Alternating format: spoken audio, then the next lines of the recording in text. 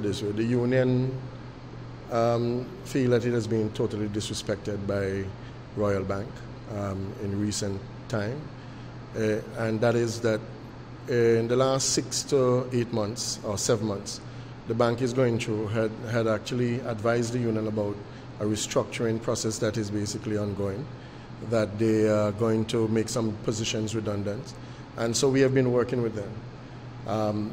And you must understand that if these changes are going to come, whereby those who are remaining would have new roles and so on that are rolled out to them.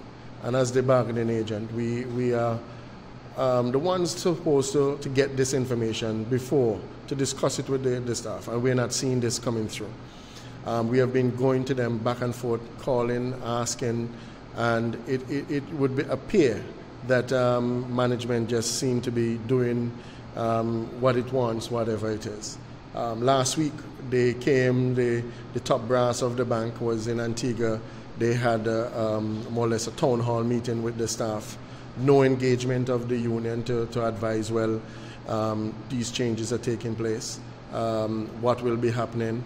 Employees are losing their jobs. Some of them are going off, and they're getting letters from outside of Antigua, not from the country head, to indicate that their jobs are being extended, time and changes, and people are getting verbal mandates. That is their role profile. And so we find that it is basically too much now. And so this morning, talking with the staff over the weekend and so on, and from last week, decided we have to have a meeting. And so we asked for a meeting this morning. When they show up for work this morning, present yourself to work and then come to the union for a meeting for us to more or less to force the bank, the hierarchy of the bank, to listen, to hear us, to understand that what is happening, we cannot continue to accept. We are a country, we are an area where union would work with management, and we must work. But you can't just be doing things unilaterally and avoiding our legal positions. And so all the workers, in a very unanimous stance this morning, showed up this morning for the meeting, and we sat down, and then the hierarchy called immediately to find out, well, what is the reason for the staff not at the job this morning. And I explained to them clearly.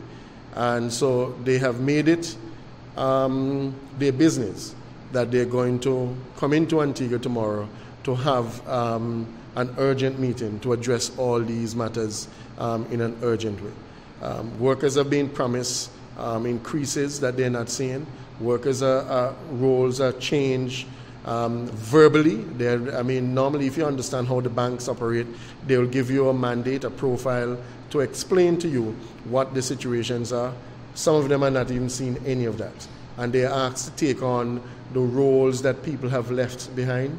And so all of that are basically frustrating the staff this very moment. So what we have done, I've asked the staff to return to work this morning, to go back to work now, and proceed to do their work, and that we will continue until the meeting tomorrow to see exactly what is happening. If nothing is going to happen, then we would advise the bank of whatever industrial actions, if necessary, that has to be taken in order to more or less have these concerns that we're talking about addressed and resolved in an amicable way. What we are saying, the restructuring, you came to us in August to say that you're going to close August 2017.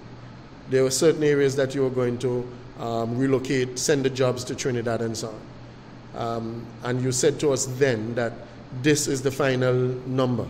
We did some changes back in 2014. They let go about 8 or 9 persons then. And then in August of last year, they said to us that we have roughly 9 jobs that we want to basically vacate the structure. But they can realign maybe about 5 to 6 persons and along the way. They have done some of that. And so we felt, well, okay, now that you have completed that, that would have been the end of it. In January, they then sent another letter that, look, this job that is within this structure is going to be moving to Trinidad. And so this is what now is happening. And we are also concerned that here it is that you are saying people must be redundant, go home. But they must train somebody to take up the job that they did. So then the jobs are not redundant then.